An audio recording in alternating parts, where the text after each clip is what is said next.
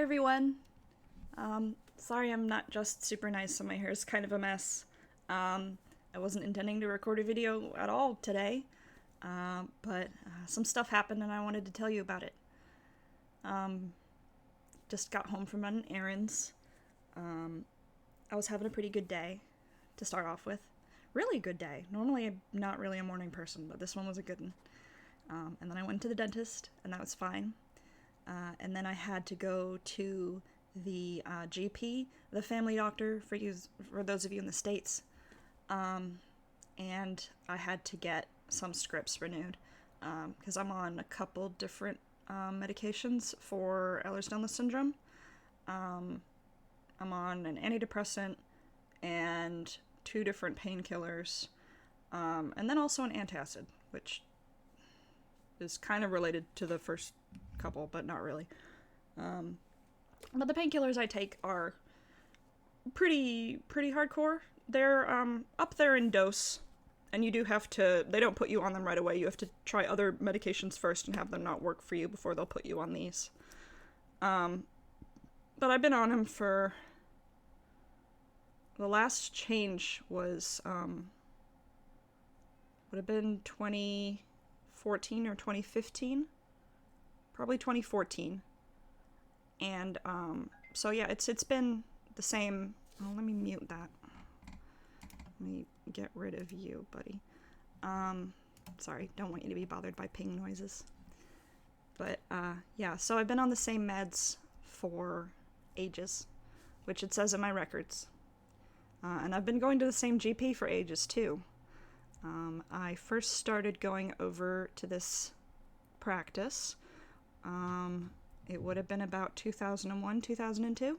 2002, surely. Probably. Yeah. So, yeah, 2002, and it's 22 now, so a bit. Most of my life. Sorry if I'm a bit all over the place. I'm still kind of recovering from it, and it was really stressful, and it's making me not, my cars aren't all lined up in a row. Ducks in a row. See? Well, that doesn't prove it. Anyway, and I've been seeing the same GP at this clinic for frickin' ever. But he was too busy. So they put me with a new fella. So I went there. I said, hey, Alexander, this is my name. Pull up my record. I got my record right there. And he's looking at it. And then I'm like, okay, I'm just here to get some scripts renewed. That's all I really need from you today. I don't like to ask the new. If I need something new, I'll ask my GP for it because he actually knows my history and stuff. I just needed these scripts refilled because they were running low, and the chemist doesn't like to give you medications without a script, funnily enough. And I don't even know how he started. It's a bit of a blur. But I said, he's this is Palexia that you're on, and you've only been on it for a couple months. And I'm like, what? No, I've been on it for years. And he says, oh, well, you've only been coming to this clinic for a couple months. And I said, again, no, I've been coming here since 2002. I'm not, none of this is new. And he I don't know if it was the way I was dressed, or if he was having a bad day, or if he had just had a bad experience or something.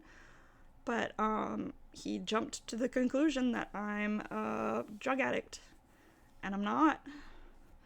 And well, I can't give you any of this because it's you may not know this, but they're addictive medications. I know they're addictive medications.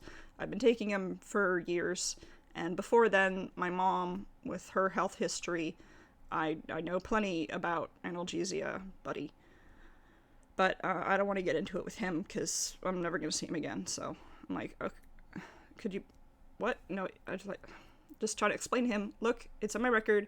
You can see I've been taking it forever. I haven't changed the dose or anything.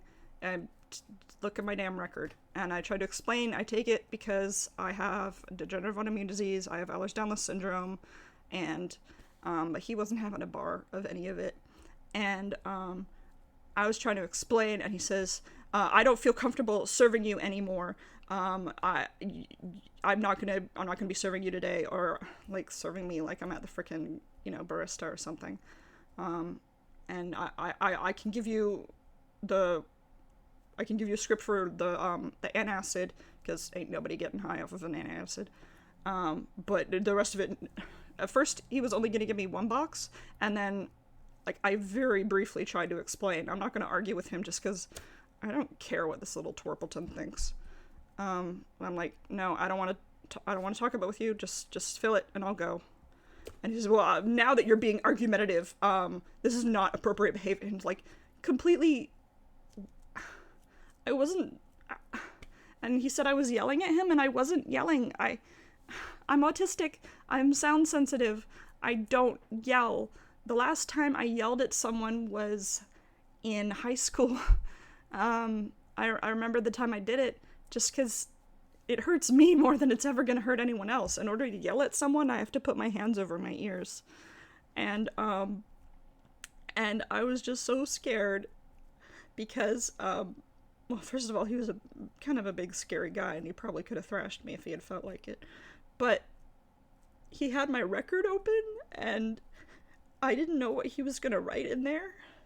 I've heard some awful, awful stories from my friends in the disability community, some of whom who even have Ehlers-Danlos syndrome. They go see one doctor who jumps to conclusions or doesn't believe in EDS or something stupid like that. Okay, well, I don't believe in you. It doesn't work that way. They go see one doctor, and the doctor puts a note in their file that they exhibited drug-seeking behavior. And then for the next, 4 or 5 years, they struggle so much harder to get all of their health care that they need. They get to write whatever they want about us in our profile, but we don't have any way to rebut that. We don't get to review them, because why should we be able to defend ourselves? And I was scared he was going to do that, or that he was going to maybe tell the medication authority to review my scripts. First of all, I'm not an addict in the sense of being a fiend, but I am chemically addicted to the stuff that I'm on. Everything except for the antacid, the antidepressant, and both of the painkillers are chemically addictive. If I stop taking them cold turkey, I'm gonna go into withdrawals. And I've actually messed up my medications before and done that, and it was not pretty. I don't ever want to go through that again. If I ever have to come off, I'm gonna have to wean myself off, because you just can't.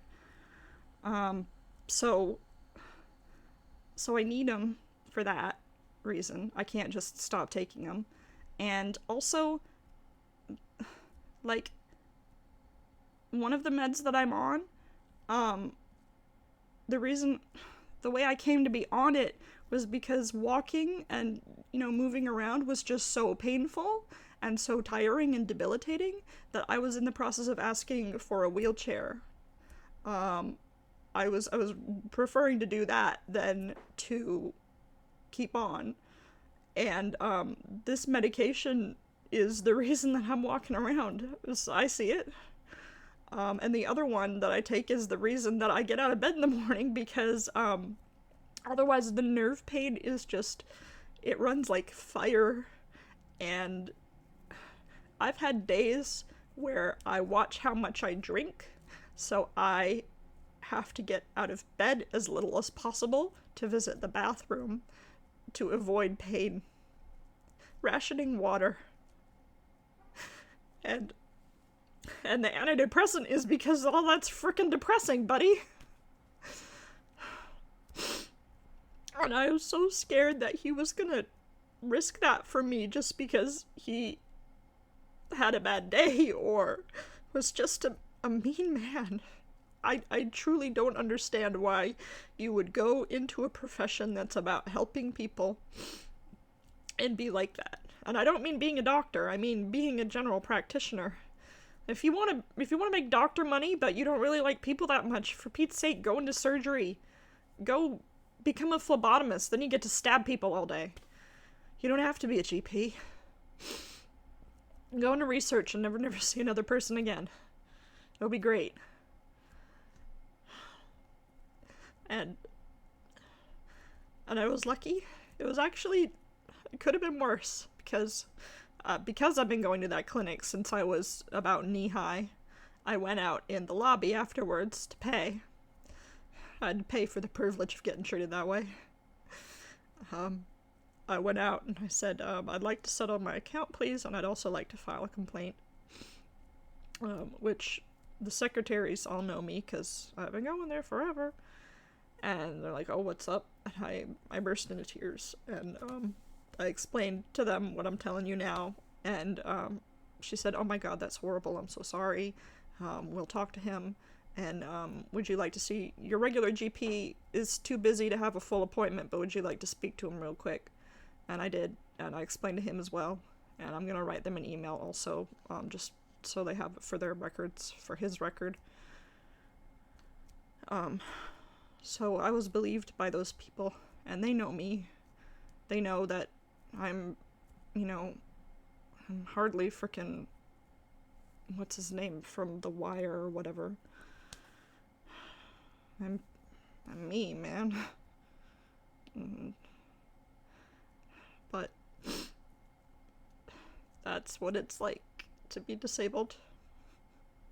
Or part of it anyway.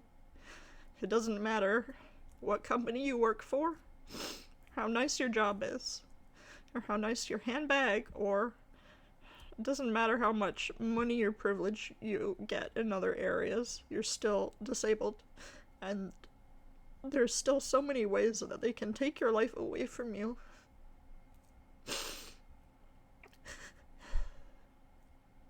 I really want to move to Melbourne one day. I'm plugging away at work, and I'm hoping if I get a promotion or two, or a raise or two, I can save up and I can move to Melbourne. I'm a big city gal. Sorry, Perth, but you're too small for me. But when I do move, I'm gonna have to get a whole new GP. And I am really concerned about what happens. When I move, I'll get hooked up with whatever the EDS community is over in Melbourne. You have to do that when you're disabled. You have to, go and ask, hey, who are the good doctors and who are the bad doctors? Who should I avoid like the plague because they're gonna treat me like that? I hope I can find someone quick because, when I move, if I move, I gotta make sure I have enough meds with me, that I have time to find a GP and build a relationship with them and simper and beg and plead and act nice until they deign to treat me like a person so that I can win the right to the medications I need.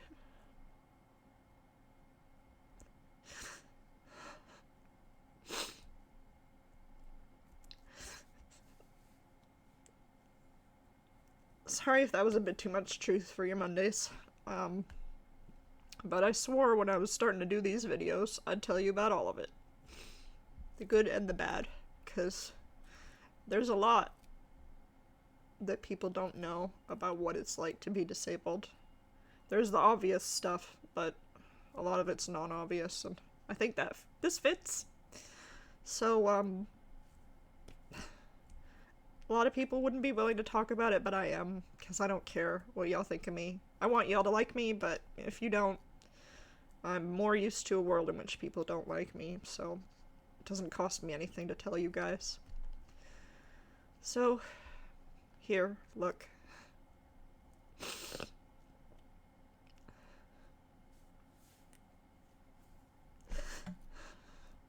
don't know why he had to treat me like that.